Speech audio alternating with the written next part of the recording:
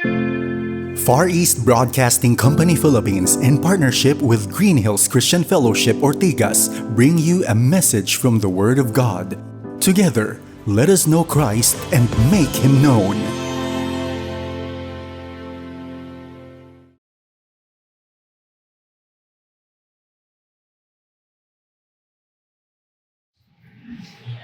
Papatuloy po ang ating series na ating pinamagatang How Great Thou Art. The Incommunicable Attributes of God.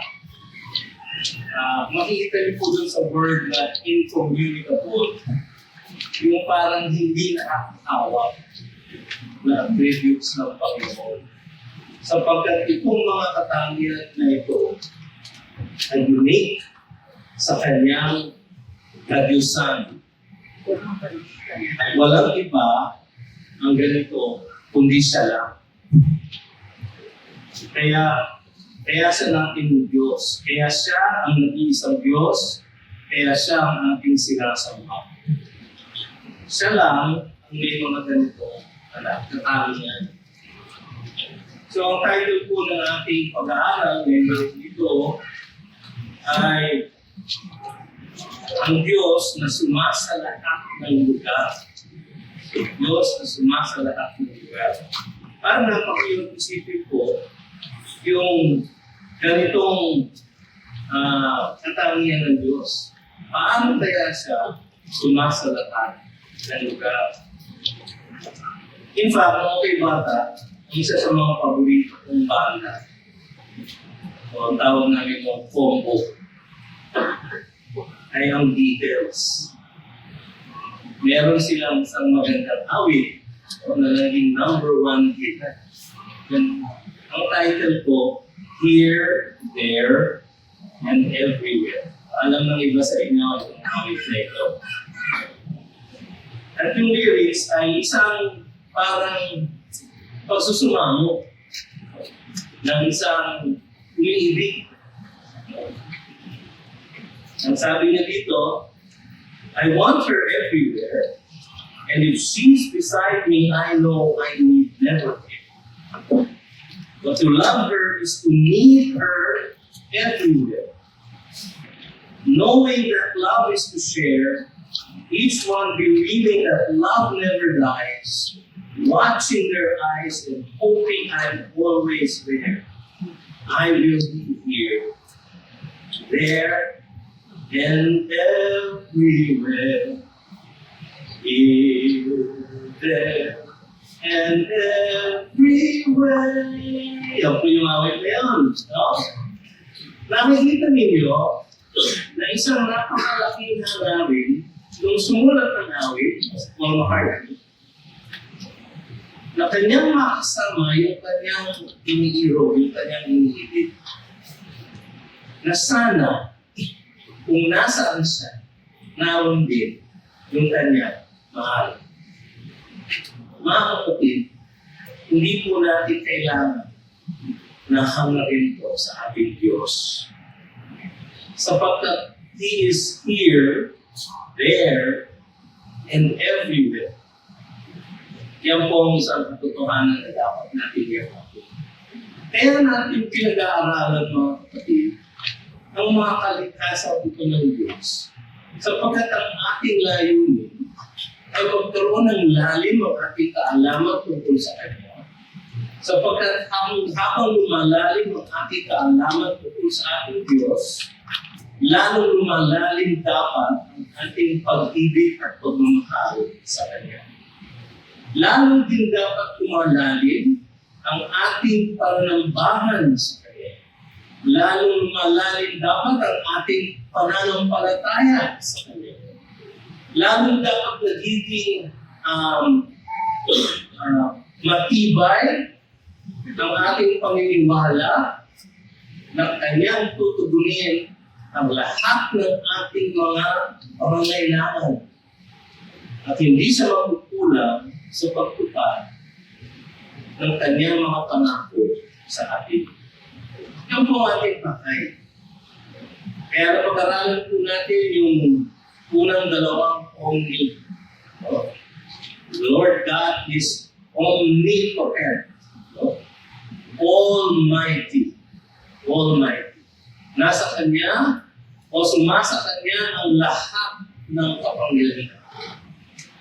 Napag-aralan din natin ang Kanyang omniscience. All-knowing. Siya ang Diyos na ganap ang kaalaman ng lahat. Ngayon naman hapon ito, pag-aaralan natin ang Diyos na sumasalahat ng lugar. Tahi-tahi po itong tatlong katangian ito ng Diyos.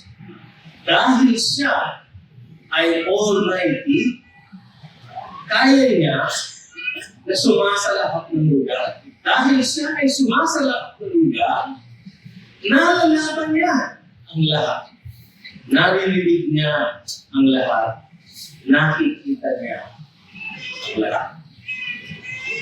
Sa mga kapatid, aming dalangin ay sa ating pag-aaral ng ganito, ay lamang pang tumibay ang ating pananampalataya sa At sana, lalo ring magtiting ang ating takot na magkasala sa kanyang parapan.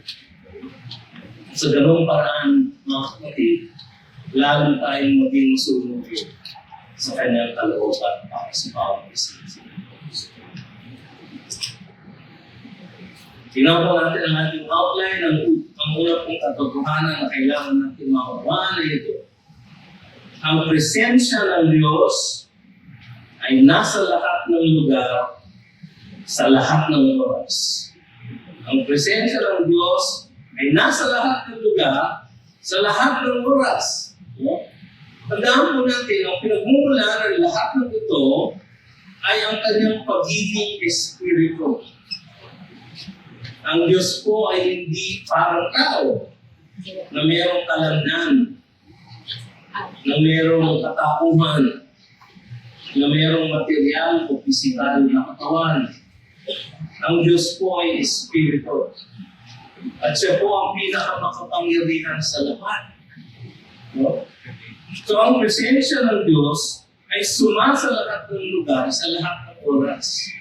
Sa International Standard Bible Encyclopedia, ang definition po ng omnipresence ay ganito: the condition of being present everywhere at once. Present everywhere at once. So siya ay narito sa ODA. Siya ay naroroon sa ODB kahit na walang tao doon. Siya ay nasa pamamahay niyo kahit na kayo'y wala roon. Kaya kung naiwan yung bukas, okay na. Siya ay nasa tabi ng lahat ng inyong mahal sa buhay na siguro naiwan niyo sa ibang lugar. Siya ay sumasalahat ng dahon. Ang sabi ng ating teksto kanina, siya ay nasa kataas-taas ng langit at sa kalalim-laliman na pinakamalalim na lugar. Yung pong nabasa natin kanina sa Psalm 139, verses 7 to 8, ang wika ng salmista, si David. Ang sabi niya, where shall I go from your spirit? Or where shall I flee from your presence? If I ascend to heaven, you are there. If I make my bed in Sheol, kung ako ay nandun sa lugar ng mga patay, you are there. Hindi niya sinasabi ito dahil gusto niya pagtaguan ng kanyang Diyos. Ang Diyos, hindi magandang kalaro ng larong taguan. Lahat tayo laro ng taguan ng bata. Sabi na ni Elder Dila, kaninang umaga, ito isang paborito natin mga laro. At sabi nga niya, siya ay a secret hiding place na mahirap hanapin daw siya. Ako pong mahirap po ako magtaguan dahil napakalaki po. dapat napakalaki ng lugar na aking pagtatabi. Ang mahirap sa ating Diyos, siya ay sumasa lahat ng lugar. At nakikita niya lahat. So mahirap magtago sa Kanya. Siya naman, hindi natin nakikita. So mahirap siya talagang kalaro sa Kanya. Siya'y nasa taas-taas ng langit at sa pinakamalalim na lugar. So kahit na kayo'y magpunta sa langit, siya'y naroon. Kung kayo ay umasyal sa impyerno, siya'y naroon. Bagaman iba ang kanyang layunin sa kanyang presensya sa langit, at iba ang kanyang layunin sa kanyang presensya sa impyerno. Pero siya ay present sa lahat ng lugar. Ang wika pa ng ating salmista, sa verse 9, if I take the wings of the morning and dwell in the uppermost parts of the sea, even there your hand shall lead me, and your right hand shall hold me. Ang ibig sabihin po ng the wings of the morning, yung po ay isang figure of speech for the rising of the sun. Ang sun po nagra-rise sa east. No? Ang east po, the north. The sun rises in the east. So nung sinabi niya, if I take the wings of the morning, kung ako ay galing sa dulo ng silangan, hanggang sa uttermost parts of the sea, ang dami po siya ay nasa Israel. Ang west po ng Israel ay ang Mediterranean Sea. Ang tawag nila noon, the Great Sea. So sa sinasabi ni David, kahit na ako ay magtungo sa dulo ng silangan, hanggang sa dulo ng kanluran, nandoon ang Diyos, ang presensya ng Diyos. Alam niyo, kami po ay bagong mag-asawa. Kami po ay tumira sa Barrio Capitolio. Sa Barrio Capitolio po, ang pangalan ng kalye namin, East Capitol Drive. Pagka po tinuntun ninyo yung East Capitol Drive, patuloy lang kayo nagmaneho, tuloy-tuloy lang kayo magmaneho. Paglabas niyo po, West Capitol Drive. So doon lang po nakikita ang East sa ang West. Pero sa totoo lang, mga kapatid, dahil bilog po ang ating mundo, kung tayo mo ay umpisa magbiyahe patungong silangan at ating lilibutin ang buong mundo, makakarating po tayo sa kanluran. Yung pong circle na yun, yung walang hanggang walang katapusang pagtikot na yun, ay isang larawan ng pagiging sumasalahat ng lugar ng ating Diyos. Kahit sa east, nandun siya. Kahit sa west, nandun siya. Nasa GCF Baguio siya, nasa GCF Cagayan de Oro siya, kung saan nandun ngayon si Pastor Larry. Nandito siya ngayon sa ating lahat. Nakakatakot isipin, hindi po ba? No? Ang Diyos na banal, ang lumikha ng langit at lupa, ay nasa ating kalagitnaan. Ngayong oras na ito at sa lahat ng kalagitnaan. Siya'y sumasalahat ng dako sa buong sanlilikha, sa buong universe.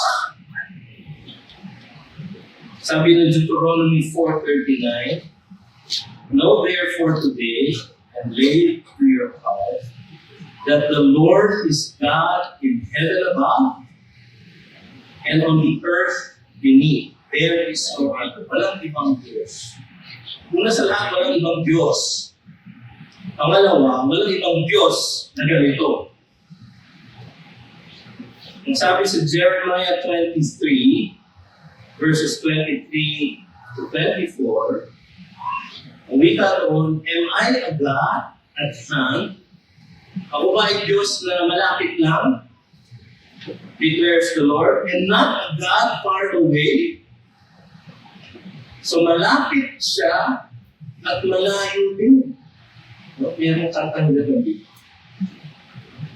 Malapit siya, ngunit malayo din. At the same time, can a man hide himself in secret places so that I cannot see him, declares the Lord? Do I not fill heaven and earth, declares the Lord? Hindi ba punong-puno ng aking kagyusan ang buong universe? Eh, alam niyo, walang sukat ng universe. Kahit na sinong gano'ng katalino scientifico, wala pa hong nakakasukat ng universe. Marami pong estimate, sabi nila, tayo daw ay travel at the speed of light for 13 billion years sa abutin daw natin ang dulo ng universe. Hindi nila alam yun. Kung atin na umiikutin ang buong universe, we will have to travel at the speed of light, 187,000 miles per second, para ikutin. And it will take us 500 billion years. Hindi rin totoo yun. Hindi alam ng kahit sino ang sukat, ang lawak ng sangnilikha. Ganun po ang lawak ng ating Diyos. 1 Kings 8:27. Ang wika doon, but will God indeed dwell on the earth? Gumagawa sila ng templo. Ang templo, iniisip ng marami, ay tahanan daw ng Diyos. Hindi ba si David? Ang sabi niya sa ang wika niya ng sa Panginoon, ako po ay nakatira sa isang magandang palasyo, ngunit ang aking Diyos ay nananahan sa isang tolda, sa isang tabernakulo, isang tent. Yung tent na yun, pwedeng tiklopin, pwedeng buhatin, pwedeng ilipat, kahit na sandali. Isang ilustrasyon lang ng mga kapatid na ang Diyos sumasa lahat ng lugar. Wala naman talagang kahit na anong bagay ang maaaring maging tahanan niya.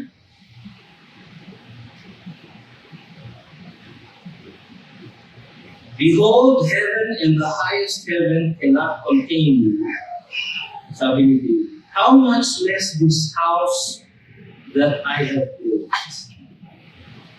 Lalo naman, Panginoon, ito, templo na ito, na aking iwan. Sapagkat kahit ang pinakamalawak na langit ay hindi siya kaya ulan. Siya ay sumasa lahat ng lugar sa kanyang buong kadyusan. Marami po kasi nagsasabi na mayroong kapraso ng Diyos dito, kapraso ng Diyos doon, kapraso ng Diyos dyan. At kaya siya maaaring maging sumasa lahat ng lugar dahil hinahati-hati niya yung sarili niya. Para there are only parts of Him, mayroong mga part ng Panginoon sa iba't ibang dako. Hindi po. Ang Diyos po ay sumasa lahat ng lugar sa kanyang buong kadyusan. His entire being. Sabi na kanina ni Elder Kailan, napakalanin niya sa lipa, His omnipresence is ontological. Lalim ano. Ang ibig po sabihin ng His being, His full being, is always here, there, and everywhere at an instant, at any time. Siya ay sumasa lahat ng lugar sa kanyang buong kadyusan. Sabi sa Deuteronomy 4:7, for what great nation is there that has a God so near to him as the Lord our God is to us whenever we call upon him. Yung po ang naging response ng bayan ng Israel dun sa katukmanan na Siya ay sumasalakap ng lugar sa kanyang buong kaisa. Yung kanyang buong kapangyarihan, yung kanyang ganap na kaalaman, ay naroon lahat sa lahat ng lugar. May malalim na implikasyon ito, mga kapatid. Kung siya ay sumasalat ng lugar sa kanyang buong kaisa, siya ay maaaring natin sampatin sa lahat ng lugar. Di po ba? Ang pananambahan natin ng kanyang buong kalwalhatian at ng kanyang buong kabanalan ay dapat wala ring pinipiling lugar. Ang implikasyon po nito, mga kapatid, ang Diyos po, hindi po tayo tinatagpo dito lang. O ang nasabihin nyo naman, hindi na ako pupunta dito. Nasa bahay mo pala eh. Magkakapi na lang kami doon. Meron po yung ibang pakay. Ang pagtatagpo ng pamamahan ng palataya. Sabi sa Hebrews 10:5, huwag natin pababayaan ang pagkikita-kita sapagkat dito sa ganitong pagkakataon, tayo ay nakakapag-encourage sa isa't isa to love and good works. Yun po ang purpose ng ating pagpunta dito. Sa ating magsasama, sa ating pasama-sama pananambahan sa Kanya, ating tinatagpo ang ating Diyos. Tayo po ay nananambahan sa Kanya. Tayo po ay nagpupunta sa pananambahan para sa Kanya, hindi para sa atin.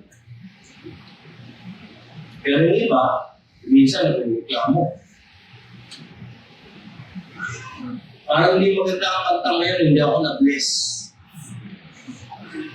Ayun ba ang objective ng inyong pagpunta sa church?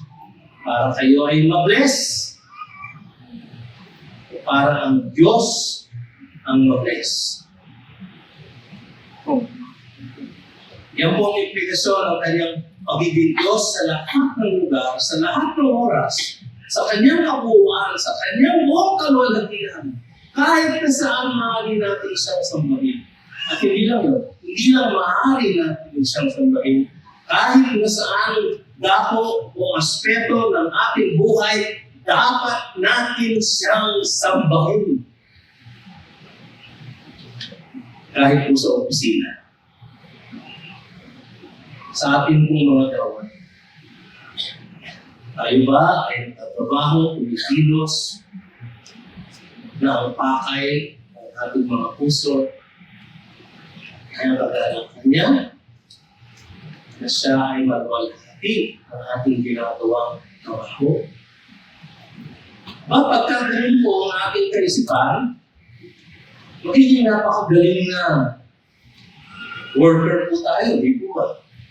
Tayo ang magiging pinakasikat na factory worker, tayo ang magiging pinakamabilis na messenger, tayo ang magiging pinakamahusay na manager, tayo ang magiging pinakamaalam na executive, tayo po ang magiging pinakamay malasakit na supervisor, sapagkat ang ating pong pagtatrabaho ay pananambahan sa Kanya.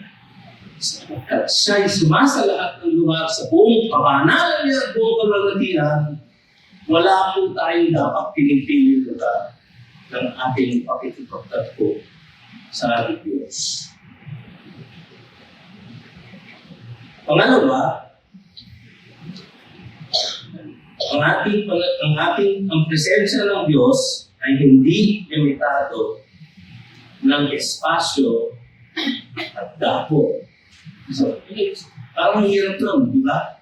Ang presensya ng Diyos ay hindi limitado ng espasyo at dako.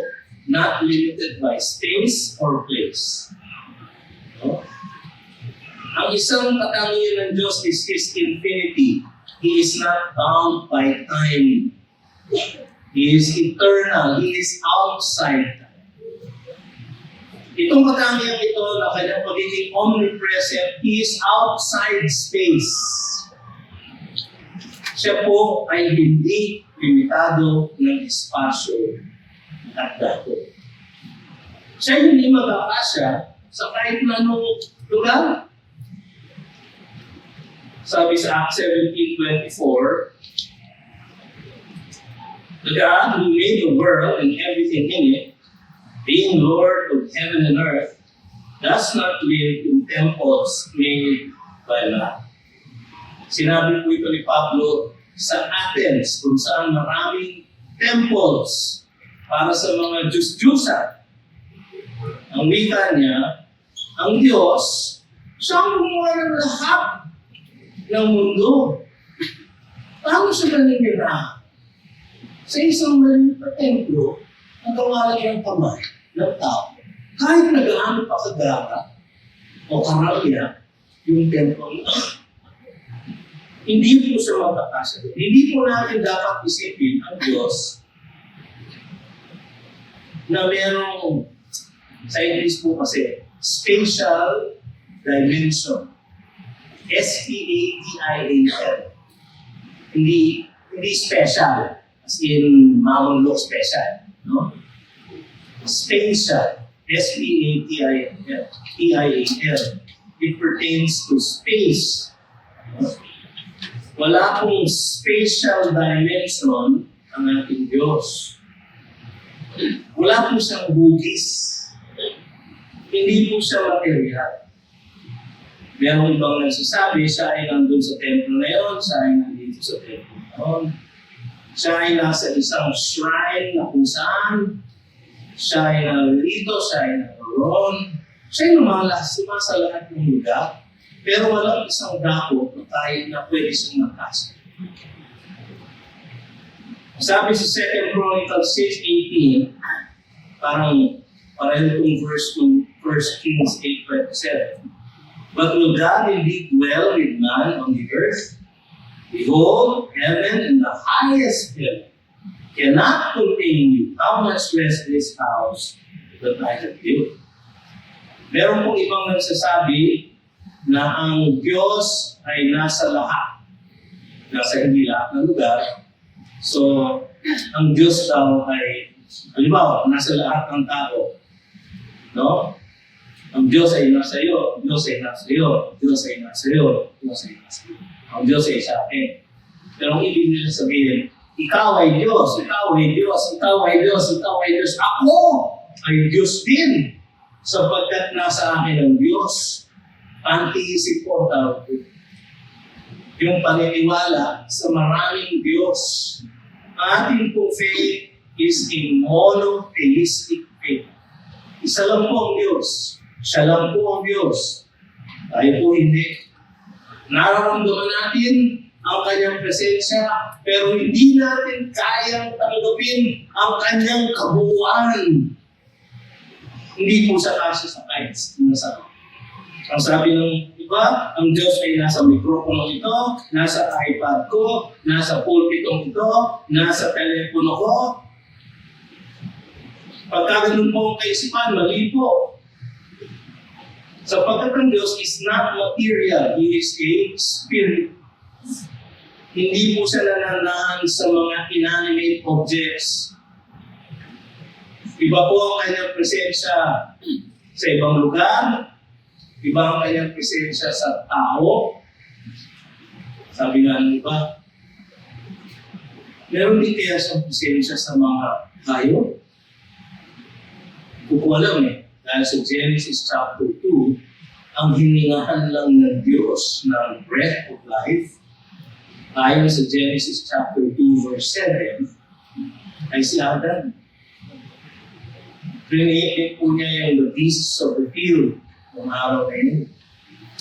Pero hindi niya hiningahan ng breath of life. Mahirapan nga po kung isipin niyo. Dahil alam mo, tayo lahat, hindi naman mo siguro tayo lahat. Kami po sa atin may mga pets. No? Kami po meron kami 3 pet. No? Si Amy, ano nga ba ang buong pangalan? Amy Winehouse Sebastian. Siya po ay maliit na Parang Pomeranian na ano kasi yun? Chihuahua. Chihuahua at Pomeranian. No? So, maliit na aso. Kaya alam po namin siya. Siya po ang parang panganay namin aso. Ang isa pa naming pet ay si Chrissy Constanza Sebastian. Yung buong pangalan ko. Si Chrissy po ay pusa, isang Persian lapdog. Pusa. Dahil po yung aming pangalawang anak, ay cat person. Tapos meron din po kami na si Philip Windsor Sebastian. Royal Blood Pusa. At siya po ay Scottish Pembroke Corgi. So, ang asawa ko po si Elizabeth. Kaya siya po si Philip. Iisip ko po mga kapatid, dahil napamahal sa amin ito ang aming mga pet. Sila po ba ay mga kasama namin sa kaliwalatihan?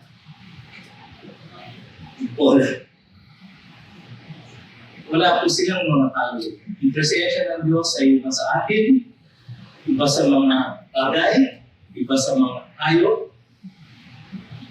Pero ang presensya ng Diyos ay sumasa lahat ng dapot at hindi limitado sa kahit isa.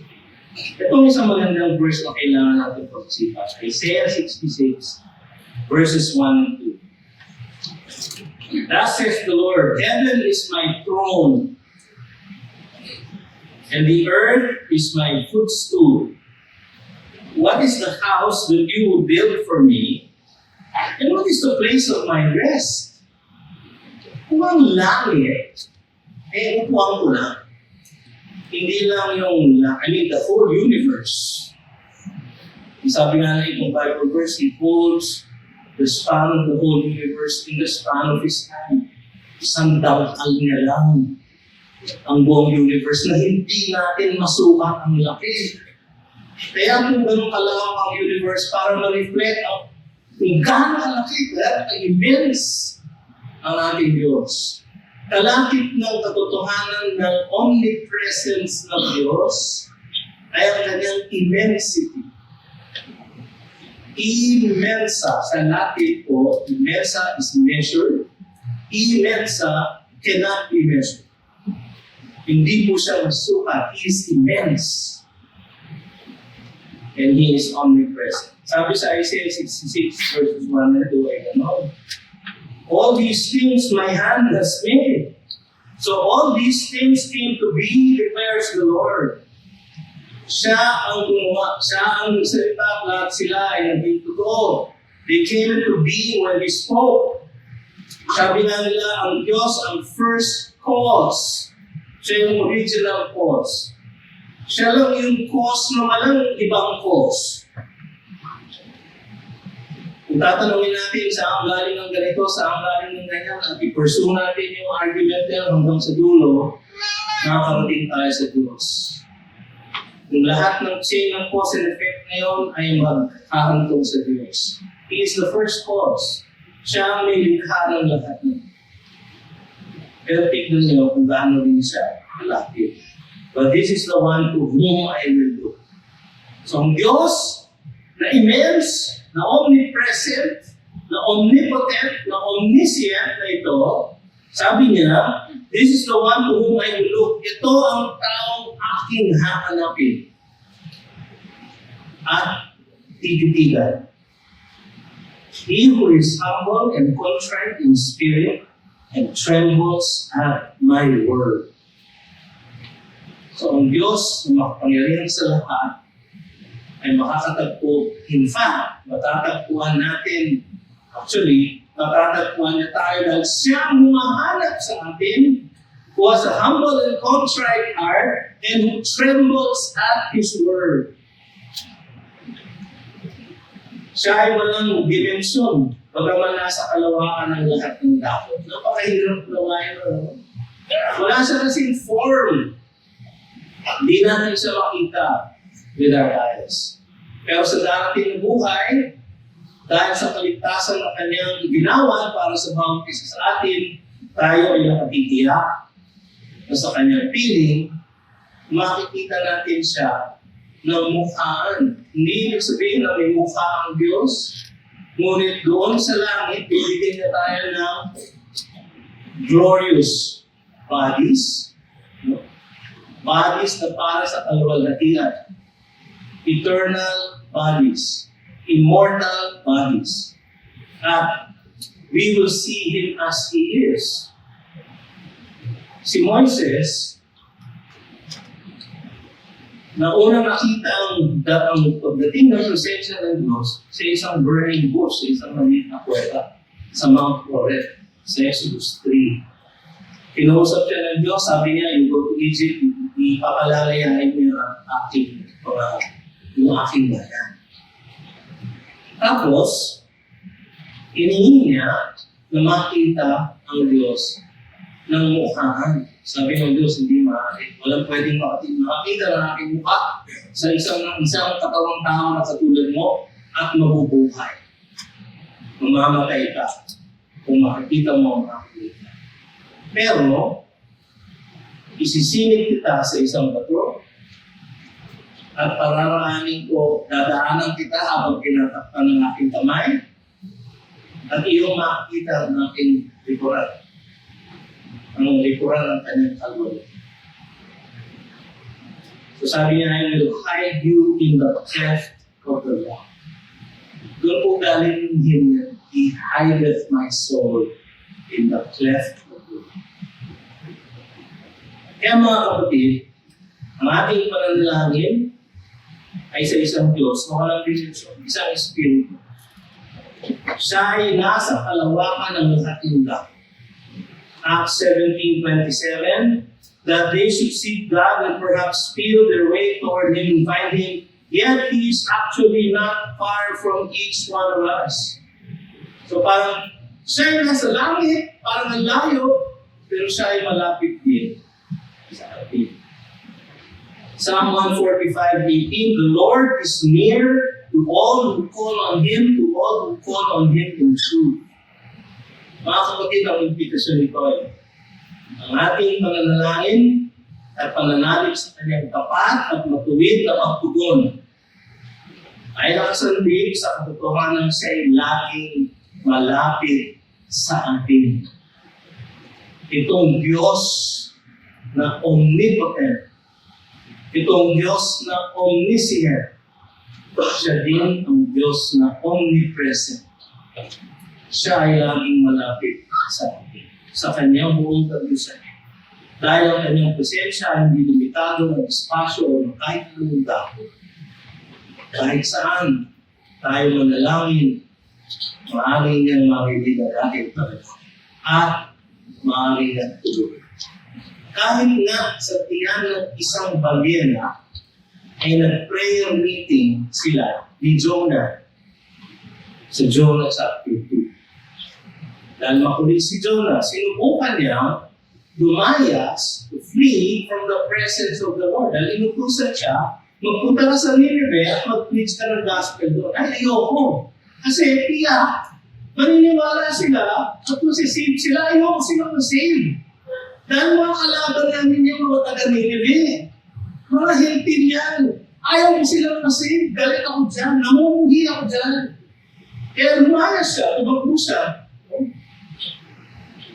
Sumakay siya ng isang vapor sa Joppa, puntang Tarsus, binagyo, tinapon siya sa dagat, binulong siya ng isang balyena, sa loob ng tiyan ng balyena, nag-prayer meeting siya.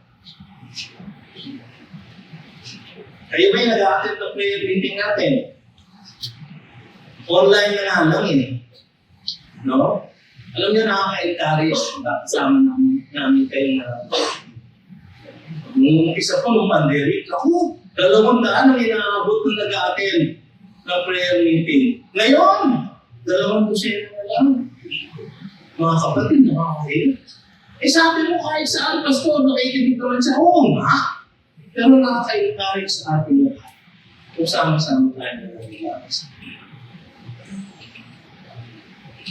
Ang ating pananalangin ay laging naririnig. Laging natutuloy. Yan dapat ang ating pananalangin sapagkat siya'y sumasalangit. Hindi siya limitado ng building na ito. Hindi siya limitado ng bansang ito. Hindi siya limitado ng mundong ito. Sapagkat hindi siya limitado ng buong sanlilikha. Mas, He is everywhere. But He is outside of everything. Dahil siya lumita sa lahat ng mga. Pangatlo, at dito po tayo magtapos. Ang presensya ng Diyos ay may iba't ibang pakay at resulta. So medyo nabanggit ko na ito kanina. Kanyang presensya sa ibang lugar, sa minsan naging ibang anyo. Sa Genesis 18, for example, siya ay parang anyong tao, binisita niya si Abraham, binigay yung pangako sa Lydia, para magkakalat si Sarah. Tapos, dinalaw nila ang Sodom and Gomorrah upang kanyang husgahan. Ang kanyang presensya ay nag-iiba ng pakay at resulta. Halimbawa, ang kanyang presensya sa pagpapataw ng kaparusahan. Sabi natin kanina, He is present in heaven. Meron akong tatanong sa inyo. So, kung siyang may gumawa ng lahat, so, siya ay sumasa lahat, so, nasa impyerno ng Diyos. Opo. Pero hindi upang parusahan, kundi magpataw ng parusa. Amos chapter 9, verses 1 to 4. I saw the Lord standing beside the altar and He said, strike the capitals until the thresholds shake, and shatter them on the heads of all the people. And those who are left of them I will kill with the sword. Not one of them shall flee away. Not one of them shall escape. Sino naman makaka-escape sa presence ng Panginoon? If they dig into Sheol, from there shall my hand take them. If they climb up to heaven, from there I will bring them down. If they hide themselves on the top of Carmel, Mount Carmel, isa sa pinakamataas na buong bundok sa Israel, from there I will search them out and take them, and if they hide from my sight at the bottom of the sea, there I will command the serpent, and it shall bite them. And if they go into captivity before their enemies, there I will command the sword, and it shall kill them, and I will fix my eyes upon them for evil and not for good. Pakay niya dito ay magpataw at kaparusahan. Ayaw natin makita ang Diyos sa ganito kanyang kamutasan when He is the God of wrath. Pero ang ating Diyos who is the God of love is also the God of wrath. And He is glorious when He shows His love, and He is glorious kapag kanyang pinapakita ang kanyang kamuhian sa lahat ng kanyang kalat. Mga kapatid, sa Isaiah 59:2, but your iniquities have made a separation between you and your God, and your sins have hidden His face from you, so He does not hear. Siyempre siya ay sumasalat ng lugar, alam niya ang lahat, naririnig pa rin niya, pero hindi niya tutulungan. Your iniquities have made a separation between you and your God. Hindi ibig sabihin na siya ay hindi present, kundi ang kanyang presence ay para sa pag-uusap. So Proverbs 15:29, the Lord is far from the wicked, but He hears the prayer of the righteous. Hindi ibig sabihin na wala siya dun sa presensya ng mga masasama, at nasa presensya lang siya ng mga mabubuti, o kanyang mga hinirang, maliligtas, kundi siya ay malayo, mahuhusga sa mga tumatanggi sa kanya. He is still present, but present to judge. So, ang kanyang presensya sa pagpapataw ng kapawisan. Makikita din natin ang kanyang presensya sa pagtataguyod ng lahat ng bagay. So, God is present to sustain all things. Sabi sa Colossians 1:17, and He is before all things, and in Him all things hold together. Kaya po hindi nagpapanggan ng mga planeta, kaya po walang nakakapasok na meteor at asteroid sa ating pong atmosphere ay dahil He holds all things together. Ang sabi ng Hebrews chapter 1 verse 3, He is the radiance of the glory of God and the exact imprint of His nature in Christ Jesus, and He upholds the universe by the word of His power. So He is present to judge, and He is present to sustain all things. Pangatlo, ang kanyang presensya sa pagbibigay ng kagalakan at pagpapala. Ito po ang madalas nating mabasa sa Biblia. Ito po ang inanais ng lahat. Psalm 16:11. You make known to me the path of life. In your presence, and He is present everywhere. In your presence, there is fullness of joy, and at your right hand are pleasures forevermore. Description po ito ng ating tahanan sa langit. At mga kapatid, totoo rin naman na kahit nandito pa tayo sa lupa, pagka ang presensya ng Panginoon ay lagi natin tinataniman, there is fullness of joy. Kahit na may kalungkutan, kahit na may pagsubok, kahit na may kahirapan, meron pa rin joy sapagkat alam natin na nare-react lang siya. Katabi natin siya. Katuwang natin siya. Kaabay natin siya. Sa lahat ng lugar, sa lahat ng oras.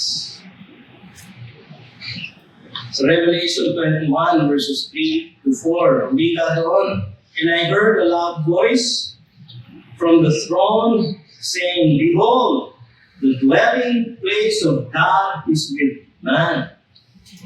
Mamantakin yan sa eternal state, ang Diyos ay mananahan sa ating kalagitnaan, tayo ng mga niligtas niya.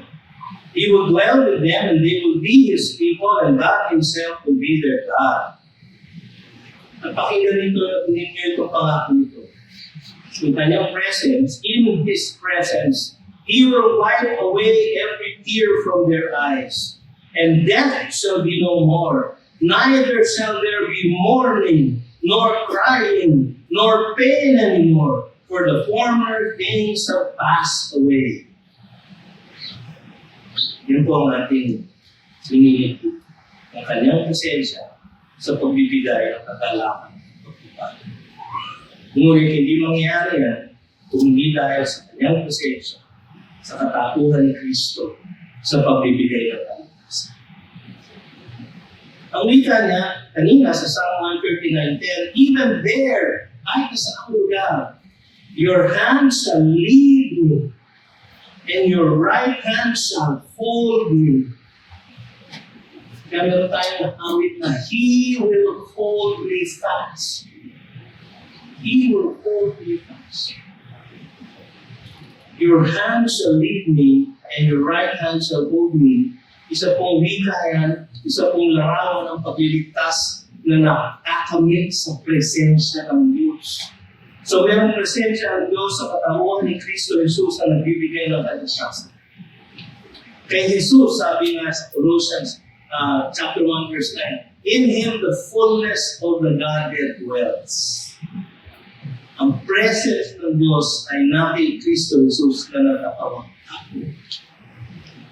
Siya ay very God, yet very man, very God.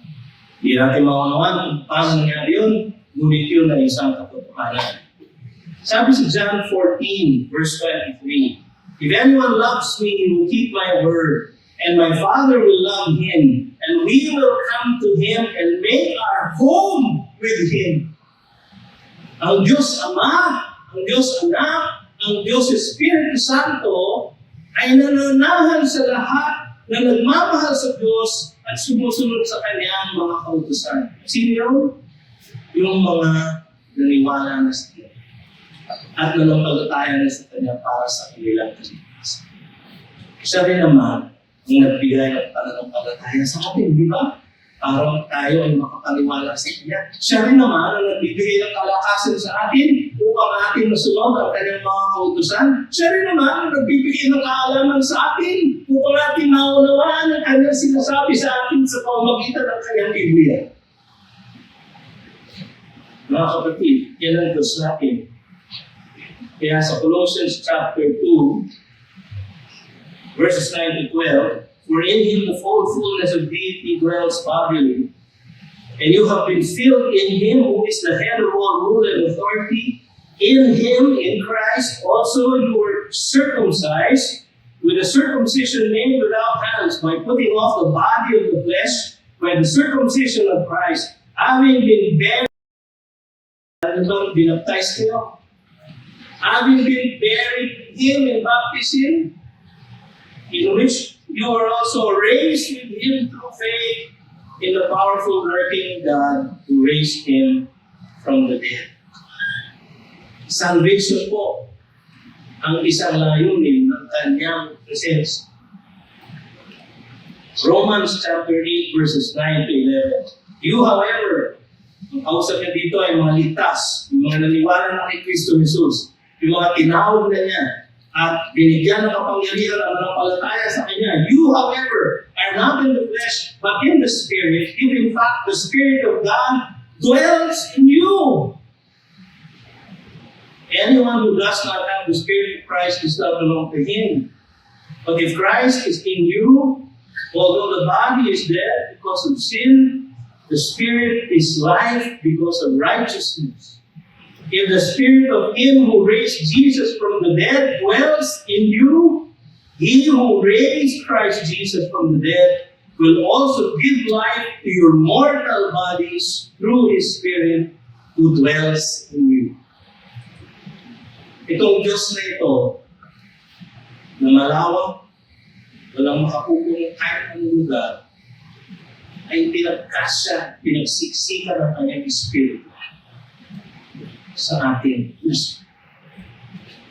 Diyos na, Diyos na, at Diyos Espiritu Santo. Ano ang conclusion natin? Ating tadhana sa kabilang buhay mga kapatid na wala nang kasama. Ating eternal destiny ay nakasalalay sa Kanyang kahabagan at kagandahang loob at sa ating pagtanggap ng Kanyang alok ng kaligtasan. Dahil siya ay sumasa lahat ng lugar sa lahat ng oras, lagi siyang handa na ipagkaloob ang kaligtasan na ito sa lahat ng tatawag sa Kanya ng may katala. Tayo po ito ngayon, tayo po.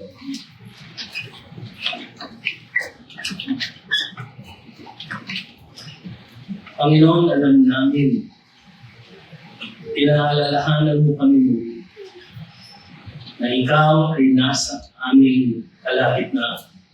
Oo, nakakasilahan mo, Panginoon, na isipin na ang banal na Diyos, ang gumawa ng langit at lupa, ang Diyos na ganap ang kapangyarihan, ganap ang kaalaman, ay nasa aming kalagitnaan. O Panginoong Diyos, patawarin mo kami sa amin mga kakulalasan. Sapagkat alam namin, Panginoon, na wala kaming sala na sa iyo'y nalilinig. At ang lahat ng aming kaisipan ay iyong nakikita. O Panginoon Diyos, nawa makita ninyo, Panginoon, ang aming pag-ibig at pagmamahal sa iyo. Alam namin, O Diyos, na dahil kayo ay malapit sa amin, na kahit kayo ay malawak at malayo, kayo po ay malapit din.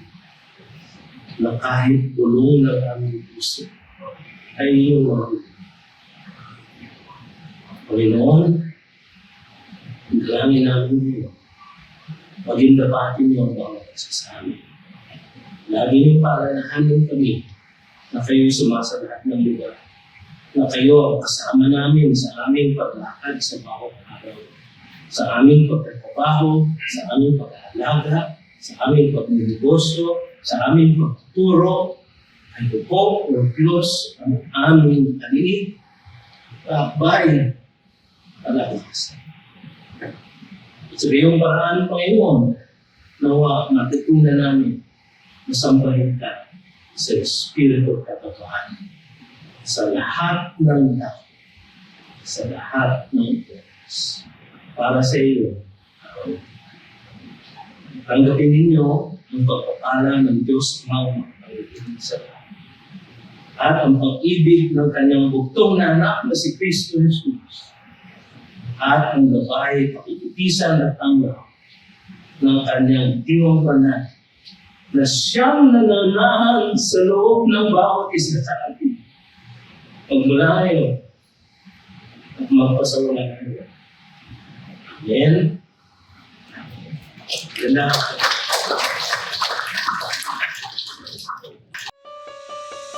You've just heard a message from the Word with Green Hills Christian Fellowship Ortigas in partnership with Far East Broadcasting Company Philippines. We hope you can join us next week. God bless you.